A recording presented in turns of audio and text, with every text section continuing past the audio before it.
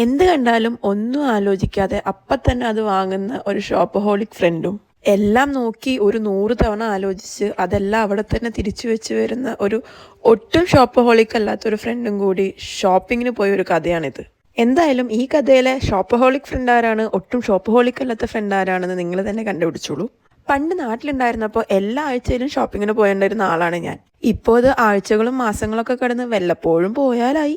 ചില ആൾക്കാരുടെയൊക്കെ സ്ട്രെസ് റിലീഫിന് വേണ്ടിയിട്ട് യോഗ ചെയ്യും, മെഡിറ്റേറ്റ് ചെയ്യും, അല്ലെങ്കിൽ ജേർണലിംഗ് ചെയ്യും. എൻ്റെ ഒരു സ്ട്രെസ് റിലീഫ് മെത്തേഡാണ് ഈ ഷോപ്പിംഗ്. ഷോപ്പ് ചെയ്തില്ലെങ്കിൽ കൂടി ചുമ്മാ കടയിലൊക്കെ ഒന്ന് കയറി ഇറങ്ങുക, അല്ലെങ്കിൽ ചുമ്മാ കുറച്ച് ഓൺലൈൻ ഷോപ്പിംഗ് കാർട്ടിൽ എന്തെങ്കിലുമൊക്കെ ആഡ് ചെയ്തിടുക, എന്തെങ്കിലുമൊക്കെ വിഷ് ലിസ്റ്റ് ചെയ്തിടുക. ഇതൊക്കെ എൻ്റെ ഒരു ഇഷ്ടപ്പെട്ട വിനോദങ്ങളാണ്. ന്യൂസിലാൻഡിലെത്തിയപ്പോൾ ഞാൻ ഏറ്റവും കൂടുതൽ മിസ് ചെയ്തത് ഈ ഇടയ്ക്കിടയ്ക്ക് പോകുന്ന ഷോപ്പിംഗ് ആയിരുന്നു.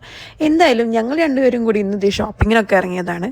കുറച്ച് സാധനങ്ങളൊക്കെ വാങ്ങി, കുറച്ചൊന്നും വാങ്ങിയില്ല, കുറച്ച് കടകളൊക്കെ വെറുതെ കയറി ഇറങ്ങി.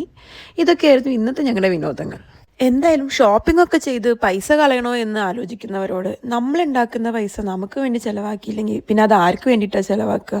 അപ്പം ഞാൻ ആദ്യം പറഞ്ഞ പോലെ ഇതിൽ ഷോപ്പഹോളിക് ഫ്രണ്ട് ആരാണെന്ന് ഒരു ധാരണയൊക്കെ ഏകദേശം കിട്ടിക്കാണുമല്ലോ. ഇങ്ങനെ ഇടയ്ക്കൊക്കെ നമുക്ക് ഇഷ്ടമുള്ള കുറച്ച് കാര്യങ്ങളൊക്കെ ചെയ്ത് അങ്ങനെയൊക്കെ ജീവിക്കുന്നതിൽ ഒരു തെറ്റുമില്ലാന്നേ. എന്നാലല്ലേ ജീവിക്കാൻ ഒരു ത്രില്ലൊക്കെ ഉണ്ടാവുള്ളൂ.